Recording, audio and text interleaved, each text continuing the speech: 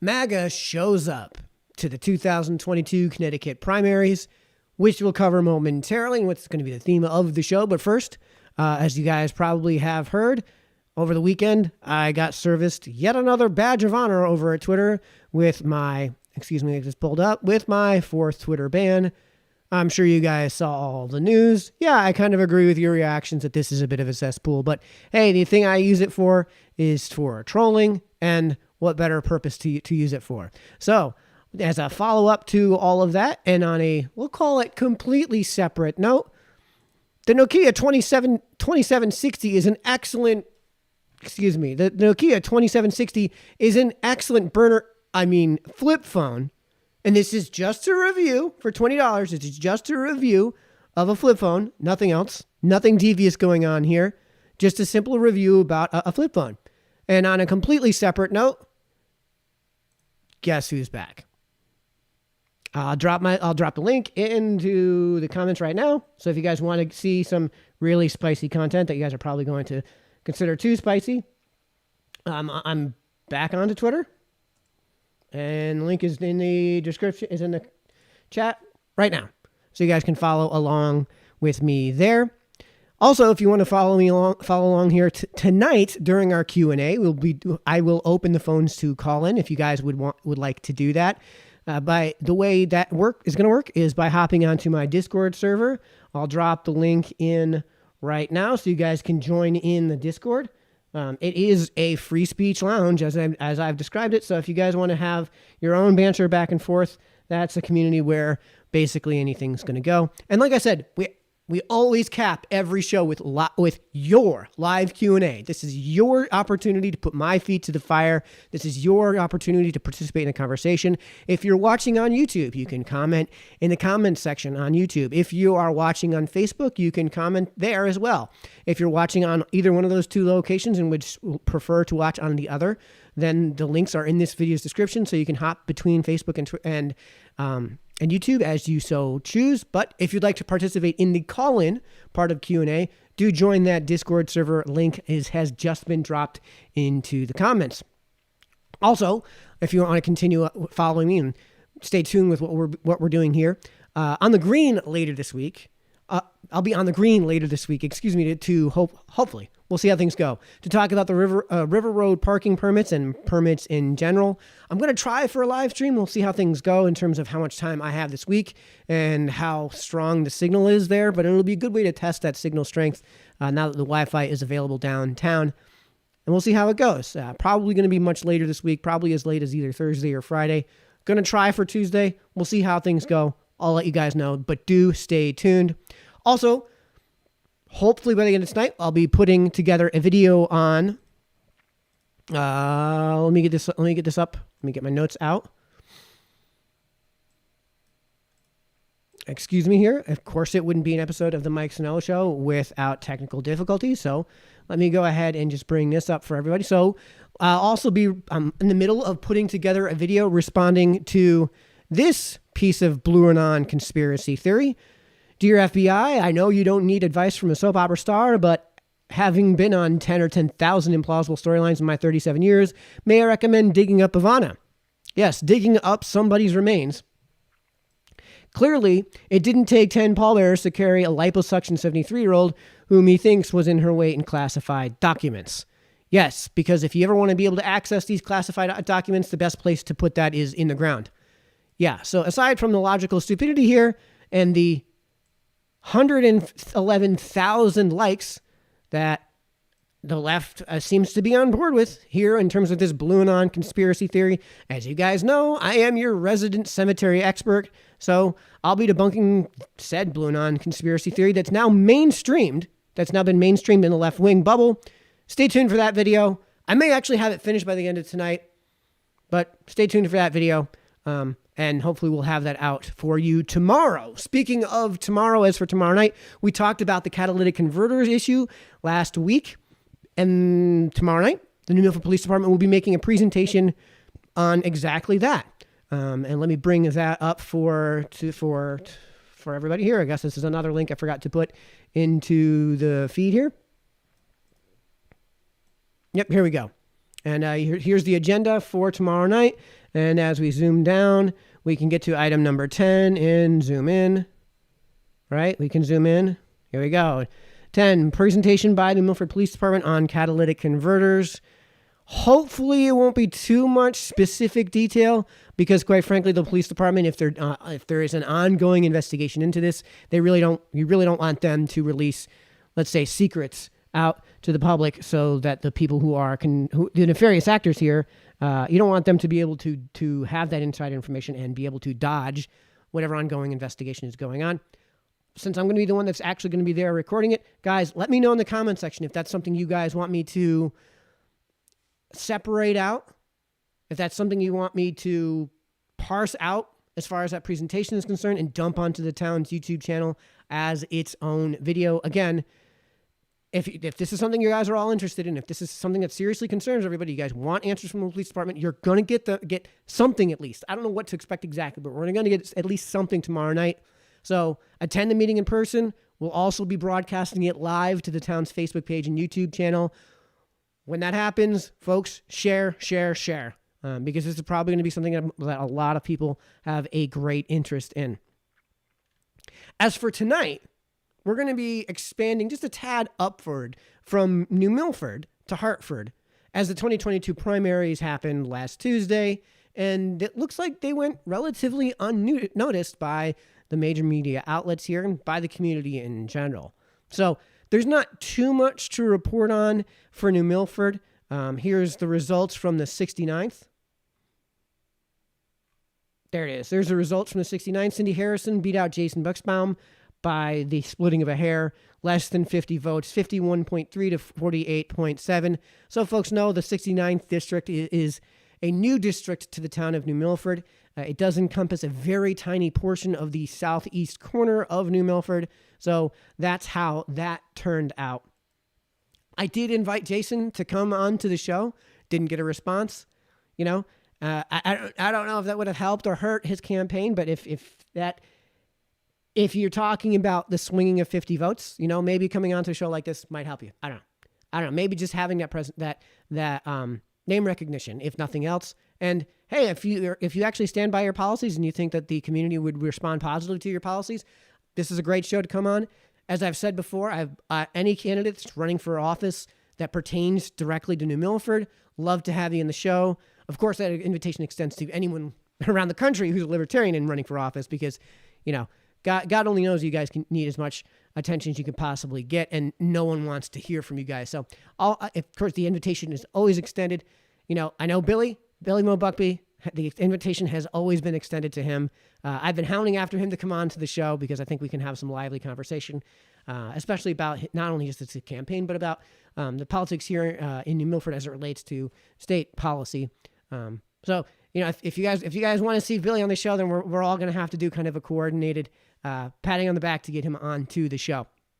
But any invitation is extended to anyone who wants to come on the show and is a candidate for office that directly affects New Milford and perhaps maybe the surrounding districts if you can convince me. Now, none of the other districts in New Milford faced a primary, so not much to report on there. All of the Democrat incumbents for the D.C. offices, which, by the way, are occupied entirely by Democrats, either had no primary or won in a landslide. No news there. So it looks like we can move on entirely from all that. Now, it looks like there's no news at all until we get to the primary for Richard Blumenthal's Senate seat, which happened on the Republican side of things. And you can see the results for that. Of course, the scrolling doesn't want to lock nicely for me. Right here.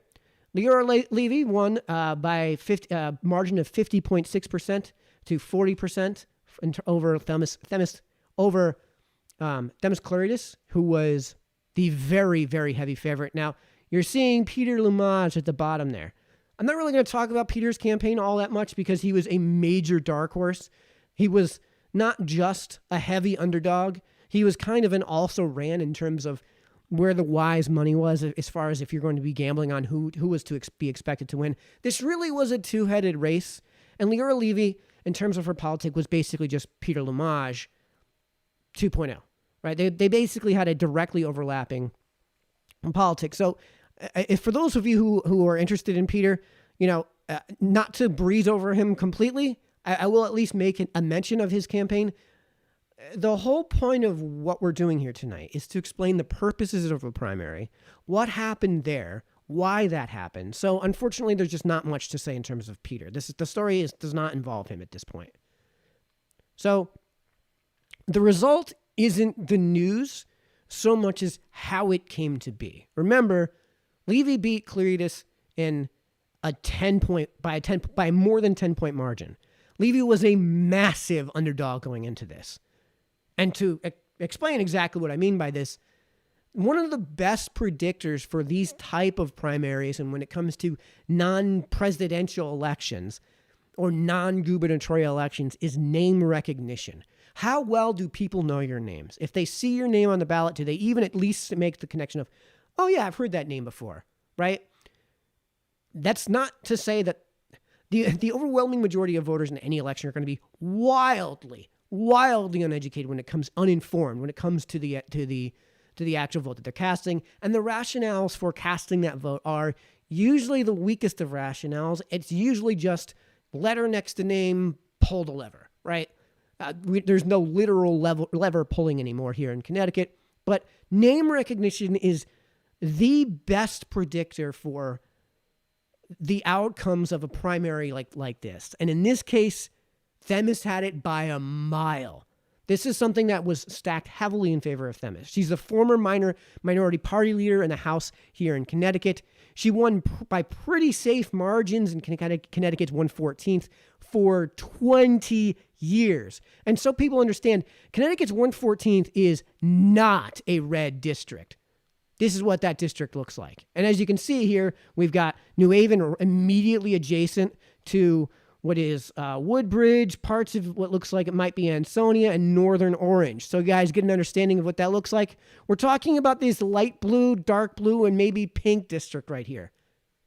So it's not like a guaranteed blue victory, but it's definitely not, it's not the Naugatuck River Valley Republican stronghold, which is only barely something of a stronghold here in this state.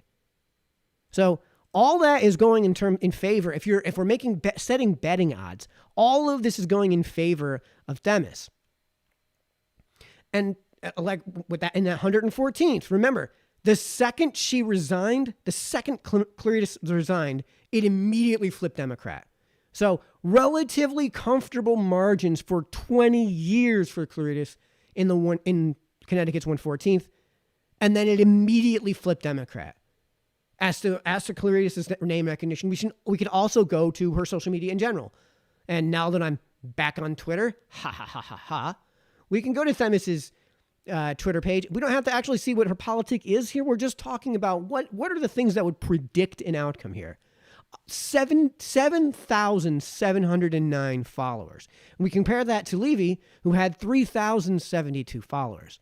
And I'm not saying that that's a good or a bad thing necessarily. I'm saying that here's one item where you would definitely stack things in terms of predictions in favor of Clerides because she has that name recognition. And by the way, I'm only showing Twitter because it's just easy to demonstrate that point. But it's true on all of the social media between these two. That Themis has built up a much larger following than Levy. So all of this, again, in terms of predictive metrics, stacks very heavily in favor of Themis. Themis is the household name, and that instant name recognition is what you're going to need to beat somebody like Blumenthal in the general. Not to mention that track record of winning. So why then did Themis lose by 10 points? Could it be some sort of media problem here? Is there a branding issue here? We can go to Themis's page, right? We can go to Themis's page, and what we can do is we can just play this video real quick. And they won't let me expand. But you can see this is professional video quality. All right, let's go to Levy's. And, that is professional quality. Like, I know you guys don't have sound here, but you don't need it. You can see the video quality is, they're both paying probably a lot of money to get a genuinely professional ad on their websites, which honestly, I guess I would give the nudge to Claritas in terms of what it looks like in terms of the professionalism of the website, if we're going to be using that as a metric. So it's not that. It couldn't possibly have been, a branding issue, a message, not a messaging issue, but a branding issue and a marketing issue. They both can afford genuinely professional videography. Maybe it's something like fundraising. So let's go to their fundraising results. And yeah, you can see Levy had a decent bit more fundraising than Claritas. But $700,000? When we're talking about beating out Richard Blumenthal, who's already raised $6 million, right? The difference of 1.6 mil to 965,000, that's really not that much. In the grand scheme of things, that shouldn't predict a 10-point victory. In fact, what you would have the reason that Themis probably didn't have as much campaign, didn't have as much donations come to her, you could easily chalk that up to one PAC. You could easily chalk that up to one political action campaign, and never mind what a super PAC would do. And my thinking is that what was happening was the major PACs were just waiting to see who the winner was of the primary, and then we're going to dump all their money into whoever the primary winner is. And we will come back to this in just a minute. But the margin was 10 points. You can't explain that in campaign receipts. I mean, even in expenses. Yes, Levy way outpaced Claritas in terms of expenses, in terms of how much money she spent on her campaign. But again, this is going to pale in comparison to what Richard Blumenthal's. It's that difference of $700,000 isn't going to be the difference between winning against Blumenthal and losing against Blumenthal, especially once the generals come in, right? Especially when it comes to things like, let's look at the cash on hand. What is available right now in the general? It's identical. It's absolutely identical. And again, a few $100,000 compared to Richard Blumenthal's $8 million. And what we can also do is we can go to the Wayback Machine and see what happened, say, in April. Well, in April, Levy had a pretty big lead, but it was Claritas but the amount of, we're looking at 1.08 million in terms of receipts versus just under 500,000. And then if we go to today, it's 1.6 mil to 900,000, right? We're talking about them generating nearly identical revenue in that meantime. And generally speaking, when it comes to those receipts, when it comes to those disbursements, where you make that money isn't in January. It's in the immediate run-up to the actual result, to in this case, the primary. This is why when you see presidential elections, you'll see them spend like 80% of the campaign funds in the last 2 weeks before the November election. So that can't explain it really either. So, I mean, maybe it was that she just generally didn't have the Republican support. No, Claritas won in May. The Republicans had their caucus. And Claritas won, from what I understand, in something of a landslide. And, we're never going to get exact specifics. And no, I don't have an image to show you guys of that because that's, under lock. It's not public information. But the general gist I get from people that were there was that she won. Not only did she win, she won in a landslide. And, I did speak to somebody who said in response to the result, why do we even have a caucus? I get it. I kind of get it, right? But the point is, we do need to figure out what the heck happened here. And the reason I want to bring this up, isn't because it's important necessarily to find out why the very heavy favorite lost by 10 points in this primary. It's because I actually know the answer. And it's going to speak to a much greater issue moving forward. And the reason Claritas won, or the reason that Levy won is, well, Donald Trump endorses Leora Levy for U.S. Senate in live phone call. This is August 5th, 2022, and that's the image that That's the photo that she took, the photo op she took immediately after the phone call. So the primaries were on the 9th, yes. So 4 days before that, Donald Trump calls in live to a Republican-run event where she was there and said he was going to endorse Levy. Now, that said, Donald Trump and his endorsements this year he's batted 1,000. Every candidate that he's endorsed has won their primary. Every single one. Every single one. So what does that mean? Why is it that Themis lost by 10 points at the primary? Well, the answer is the MAGA crowd shows up. The MAGA crowd shows up. The MAGA crowd showed up. And that's what happened. That's how this result came to be, as far as I can tell. I can't, there's no other way to really explain this. Again, the margin was 10 points. The MAGA crowd came out to vote. That's the only thing that's the only difference here between the two campaigns. And it's true that Claritas didn't vote for Trump, but so what?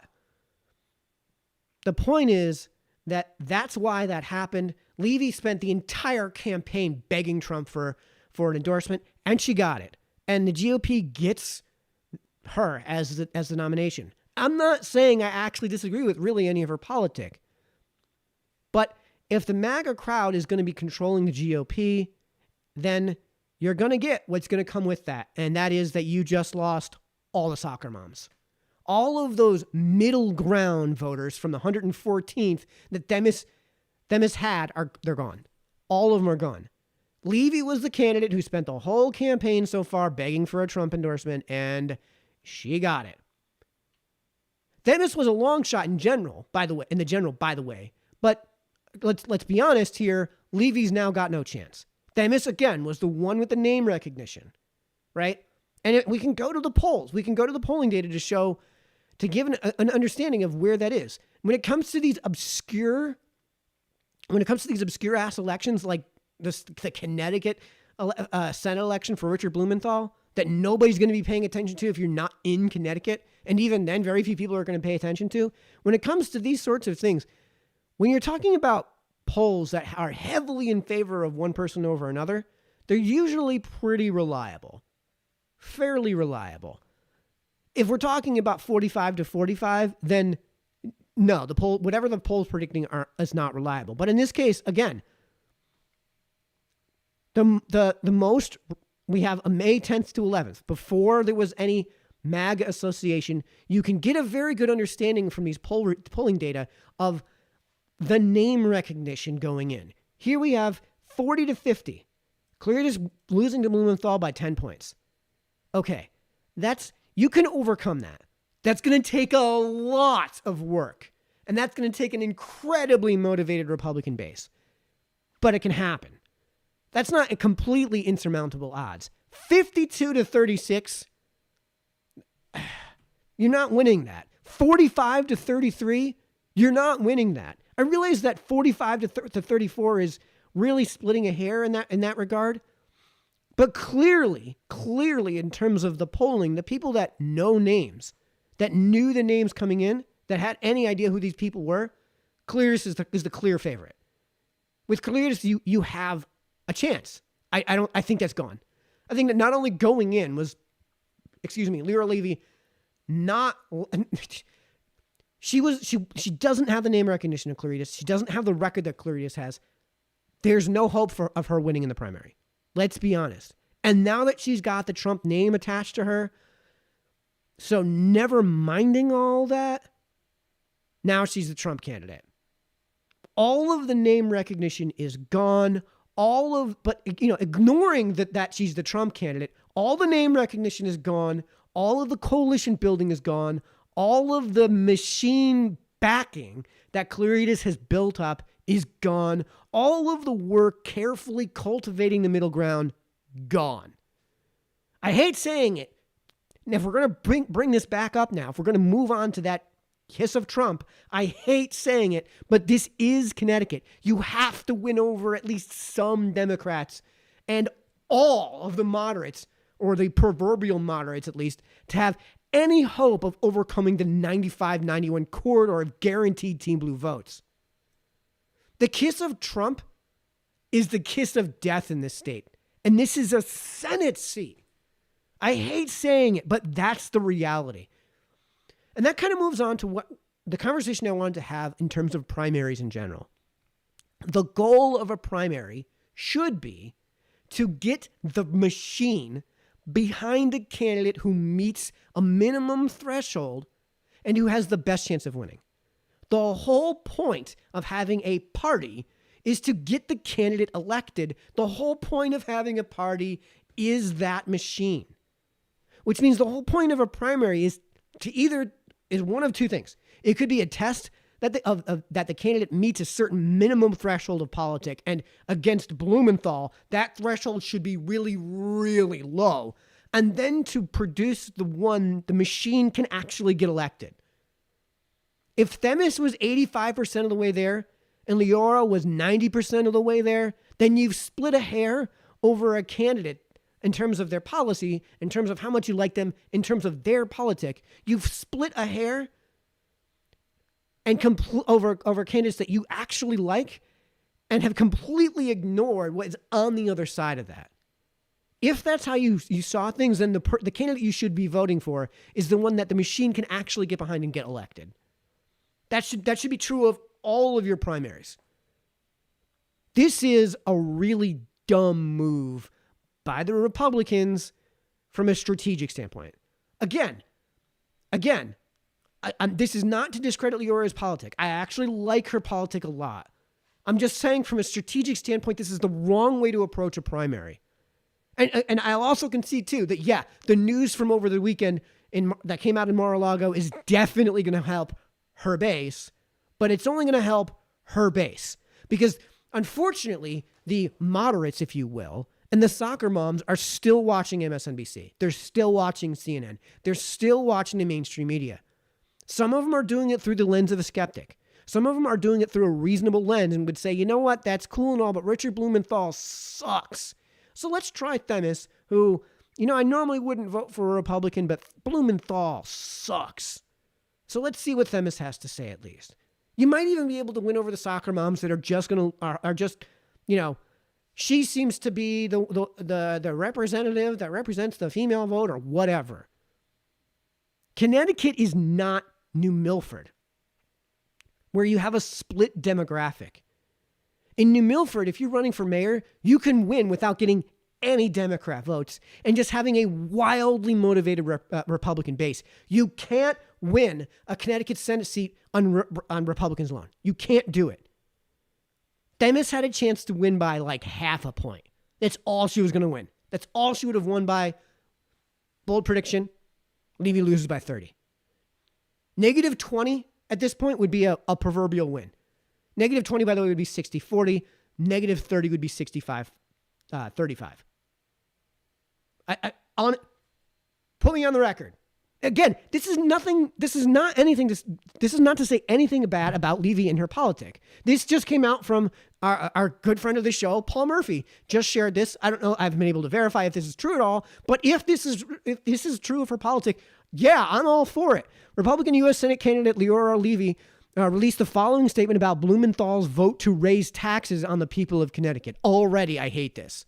Already, this is Blumenthal bad. Right here, let's zoom this in so you guys can see it. Nope, not going to zoom in. All right. Quote, Biden Blumenthal inflation, love the rhetoric already, is hurting Connecticut. And this latest behemoth spending package is another example of Democrats putting extremist progressive policies over the well-being of the American people. Again, love the rhetoric. Love it.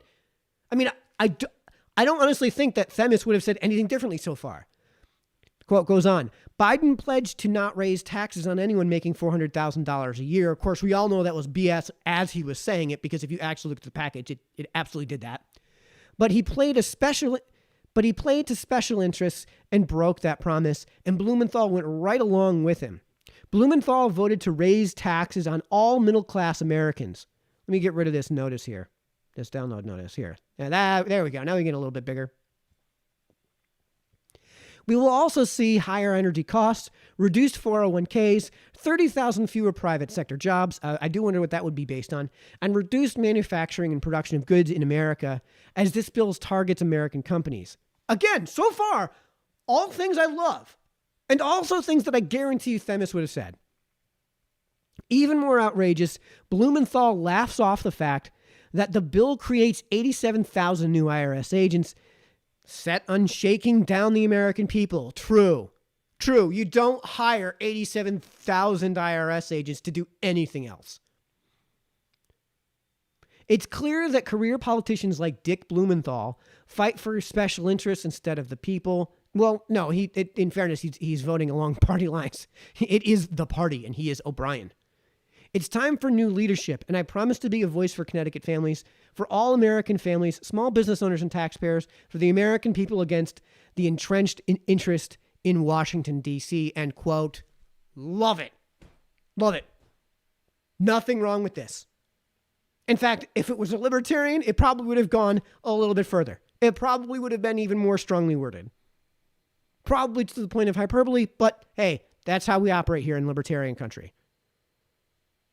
Nothing about her politics is anything that I consider that I have any opposition to. All I'm saying is, talking from a purely strategic standpoint, if you want a candidate to win, it was Themis. If you wanted a candidate to win, it was Themis. And this is not just in comparison to Levy. 65 to 35. Put me on the record. This won't be close.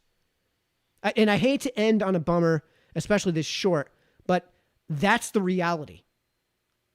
That's the reality. What you're supposed to do with primaries is, do they meet a minimum threshold? I don't think anybody disagreed that Themis met a minimum threshold. And if you do, I would love to know why Levy was, in terms of politic, in terms of principle, was on principle just what you would stand for in terms of values, politics, rhetoric, etc., over Themis. Perhaps there's a hair to split over Themis not voting for Donald Trump. Maybe she wrote in another Republican. Quite frankly, this isn't a negative in the general. If Themis is even 65% of the way there for you, think about this. How far along is Blumenthal in that? 1% of the way there? 0% of the way there? How much would you approve of what Blumenthal has done and said and what he represents? Is it even 1%? How about Themis? If it's 65%, well, you've got a shot with Themis at 65%. Even if Levy is 95% of the way there, you've got no shot.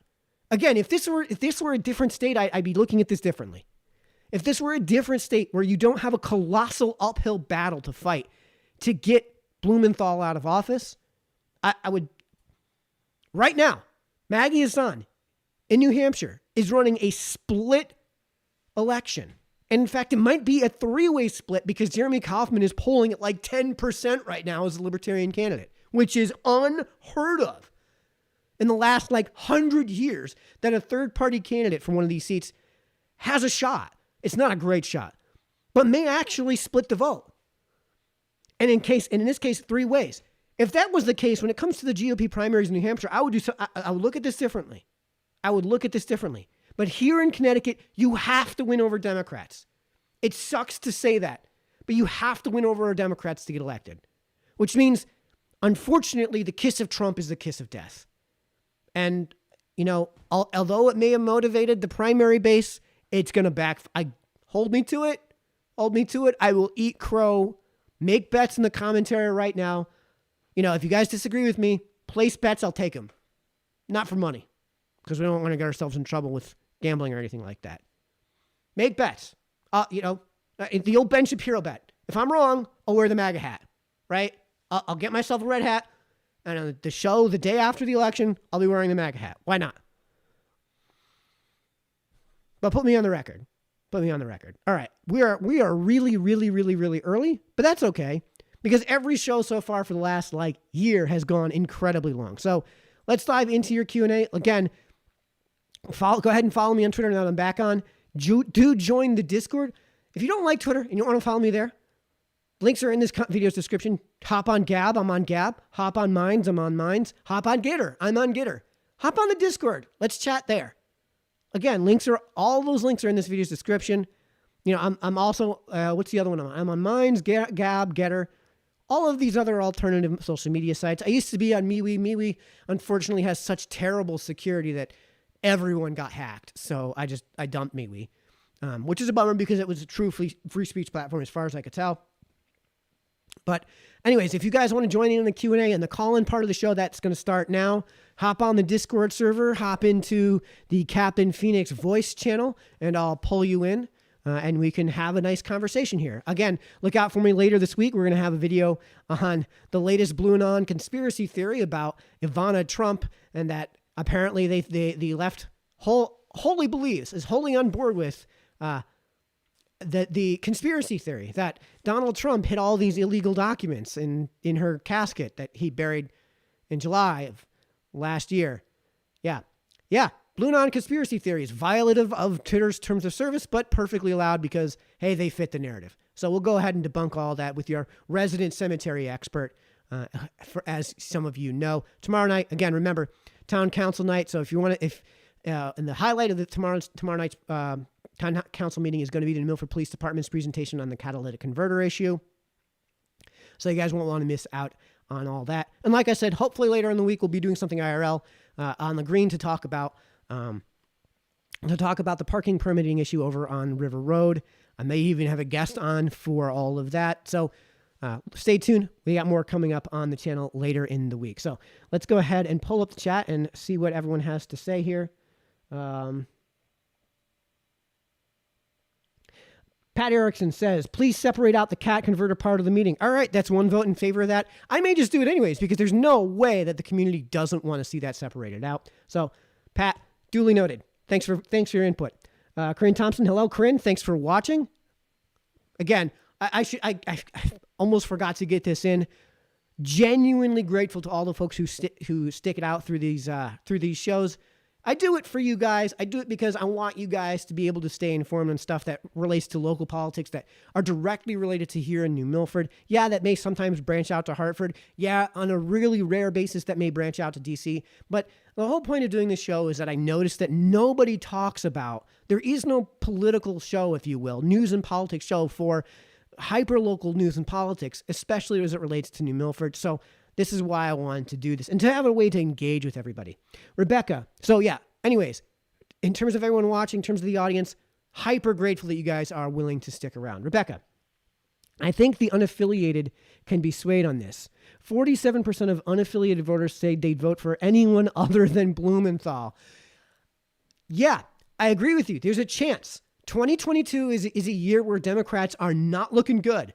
Where the Democrat base is not fans of their own candidates. So you have to capture that. If you're going to do it, this is the year to do it. And to me, the way you do that, you have to have every duck in a row. You have to have every chip that is in your favor be used in your favor. Again, when it comes to Levy's politics, I'm going to vote for her. I'm going to vote for her because in terms of her politics, I love it. And Richard Blumenthal sucks. So, you know, as far as those unaffiliated voters, as far as those, let's say, moderate voters, where you have those swing votes are in the soccer moms. And with the kiss of Trump, for those soccer moms, it's the kiss of death, right? And Clarice was popular with the soccer moms. She did that. She did the work to get the coalition building. That is really hard to do. And she evidenced it by winning year after year in the 114th, a district which is not red. I won't say it's necessarily more in favor of Team Blue, but the evidence is there. The second she left, the district went Democrat. The second she left. And for 20 years, she'd won comfortably. Not landslides every year, but definitely comfortably every year in the 114th. So to me, when it comes to the general, the candidate that has everything going for her, it's still a long shot. It's still a long shot, but there's a chance. I don't think that's the case with Levy. I hate saying it, but I don't think that's the case. Pat Erickson, we drove down River Road today, not one car parked on the road. So, yeah, no, you're not supposed to be parking on the road. There's 2 designated parking areas. We'll be talking about that hopefully later this week. Good job, Mayor and PD and DPW. Well, again, if we're talking about cars parked on the damn road, yeah, get them out of there. Get them out of there. And it seems anecdotally like, at least temporarily, it seems that has been the case. Rebecca, I think Levy can do it. We will see in November. We'll see November. The Republican Party has grassroots efforts and an energy that they never had. True. We will see in November. Yeah, no, you've got the most motivated Republican base you're going to get. The problem is that you have to be able to win over people who would normally vote Democrat. You have to win over that fringe that, let's say, held their nose in 2020 and voted for Joe Biden. My mother is one of them. You might convince my mother to vote for Themis Klarides. You're not going to convince my mother to vote for Leora Levy. It's not going to happen. Even though their politics are effing close to identical, it's just not, you're not going to convince my mother to vote for her. My aunt might be convinced to vote for Themis. You're not going to convince her to vote for Levy. It's just not going to happen. These are the exact middle of the road people that I'm talking about that will vote one way or the other, that aren't just going to see the letter and vote that way. But in this case, again, my mother is not voting for Levy. It's just not going to happen. I'm going to have to do work to convince anyone in my family to vote for Levy in that case. My brother hates Richard Blumenthal's guts. But if he finds out that Levy is the Trump candidate and not just the generic Republican candidate, my brother knew who Themis Klarides was and was ready to vote for her. That's gone. That's just gone. His wife is a Democrat voter, but she's not like dyed-in-the-wool Democrat. She isn't just tied to Team Blue. There's a chance you could win her over, but the candidate that you win her over with is Themis. Sorry to say it, not Levy. And yeah, I will eat crow. Rebecca, timestamp this, hold this to me, put up a bet. I'll take it. Why not? We'll see in November. If I'm wrong, I'm wrong. I've been wrong before. I'll be wrong again. I will eat crow. Gladly, honestly. I will gladly eat crow on the show, the Sunday show after the November election. Gladly eat crow if Richard Blumenthal somehow loses. Now, quite frankly, I think we all agree that if Levy's going to win, honestly, actually, the Levy's best route to winning is the Democrats just hate Richard Blumenthal so much that they all just vote the other way, because you're not going to get them to not vote. Like, this is an incredibly motivated Democrat base as well. And you can't win on the Republican base is motivated. You have to win over Democrats. So really, like, her only chance of winning is by winning by like 15 points. So I don't think she's going to. But I mean, in terms of like the logic behind all this, on paper, if Levy's going to win, it's going to have to be by like 10 or 15 points. That's just not going to happen. So, if I'm wrong, I'm wrong, and we'll see in November. All right, let's see what you guys had to say over on YouTube. Okay, we got nothing on YouTube. Let's see. Did anybody join the Discord server? Let's see if anybody hopped on to Discord to do some voice chatting. I should have already had this up. Let's be honest. But hey, again, it wouldn't be an episode of the Mike Sennello Show without some technical difficulties. Let's see if anybody's in the lounge. All right, we got nobody in the lounge. All right, so that concludes tonight's show. Thanks to everybody for tuning in.